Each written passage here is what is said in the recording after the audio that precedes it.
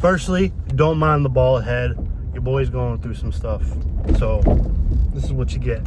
I'm sorry. I had to do it. A lot of people who know me know that I have a very unique favorite basketball player. And before we get into it, can you guess who it is? Now, obviously growing up, I was a Boston Celtics fan with the Garnett, Paul Pierce, Rajon Rondo, Ray Allen, Tony Allen, Perk, Leon Poe, James Posey, Eddie House. I grew up on that team, right? And I was so excited to be a fan. But one time in 2008, they were playing the Atlanta Hawks with Al Horford, Josh Smith, Mike Bibby, Kirk Heinrich, Shelvin Mack, Marvin Williams, and my favorite player to this day, Joe Johnson. To Johnson. Posey right on him. Johnson the fake. That's a three. Bang!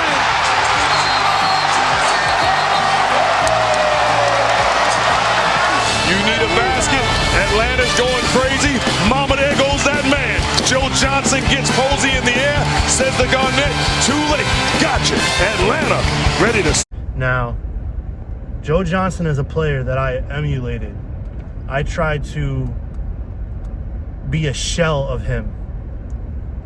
I tried to mimic his dribble pull-up.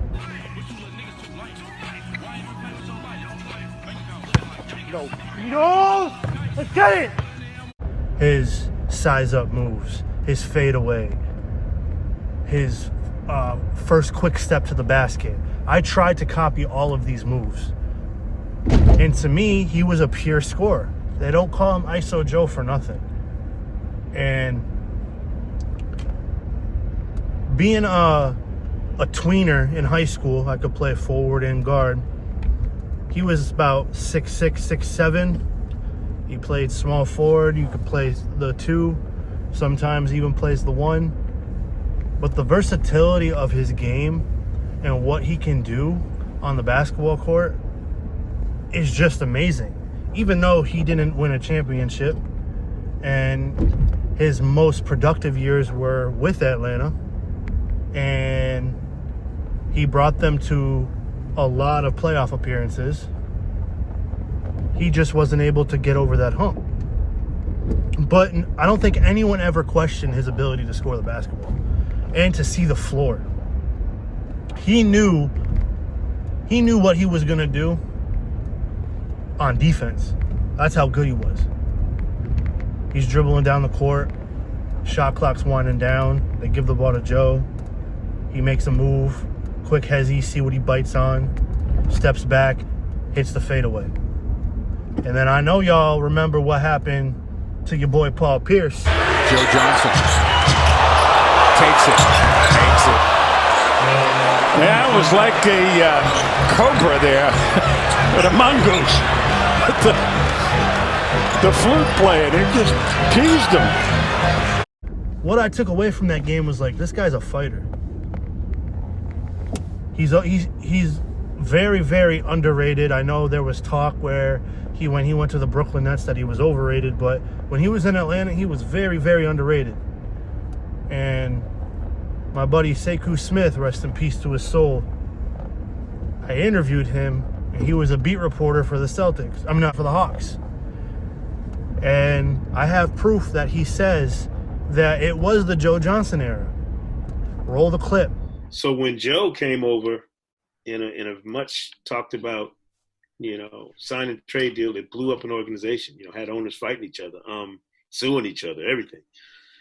It was the Joe Johnson era. And I don't think Joe gets enough credit for being the guy who was at the center of that turnaround for the Hawks. Now, anyway, after that game, I instantly became a Hawks fan. And I instantly became more involved in the league. And I wanted to know a lot more about NBA basketball and even college basketball. So really a huge thank you to JoJo for making me want to be more of a student of the game.